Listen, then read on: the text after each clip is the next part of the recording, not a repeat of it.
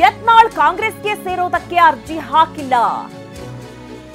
ಯತ್ನಾಳ್ ಅರ್ಜಿ ಹಾಕಿದ್ರೂ ಸೇರಿಸಿಕೊಳ್ಳೋದು ಕಷ್ಟ. ಇದು ವಿಜಯಪುರದಲ್ಲಿ ಸಚಿವ ಎಂಬಿ ಪಾಟೀಲ್ ಅವರ ಹೇಳಿಕೆ. ಯತ್ನಾಳ್ ಒಂದು ಸಮುದಾಯದ ವಿರುದ್ಧ ಬಹಳ ಮಾತನಾಡಿದ್ದಾರೆ. ಆ ಕಾರಣಕ್ಕೇನೆ ನಮ್ಮ ಪಕ್ಷಕ್ಕೆ ಯತ್ನಾಳ್ ಬರೋದು ಕಷ್ಟ. ಬೃಹತ್ ಕೈಗಾರಿಕೆ ಸಚಿವ ಎಂಬಿ ಪಾಟೀಲ್ ಅವರ ಹೇಳಿಕೆ ಇದು. ಒಂದ್ ಕಡೆ ಯತ್ನಾಳ್ ಅವರು ಕೈ ಶಾಸಕರನ್ನ ಭೇಟಿಯಾಗಿದ್ದಾರೆ ಅನ್ನುವಂತಹ ಮಾತಿನ ಮಧ್ಯದಲ್ಲೇ ಈಗ ಎಂಬಿ ಪಾಟೀಲ್ ಅವರು ನಮ್ಮ ಪಕ್ಷಕ್ಕೆ ಬಂದ್ರೂ ಕೂಡ ಸೇರಿಸಿಕೊಳ್ಳೋದು ಕಷ್ಟ ಅಂದಿದ್ದಾರೆ. ನಮ್ಮ ಪಕ್ಷಕ್ಕೂ ಯತ್ನಾಳ್ ಅವ್ರಿಗೆ ಏನು ಸಂಬಂಧ ಇಲ್ಲ.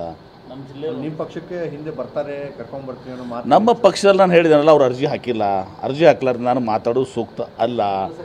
ಒಂದು ವೇಳೆ ಅರ್ಜಿ ಹಾಕಿದ್ರು ಕೂಡ ನಮ್ಮ ಪಕ್ಷದಲ್ಲಿ ಭಾಳ ಕಷ್ಟ ಇದೆ. ಯಾಕಂದರೆ ಅವರು ಒಂದು ಸಮುದಾಯವನ್ನು, ಒಂದು ಧರ್ಮದ ಜನರನ್ನ.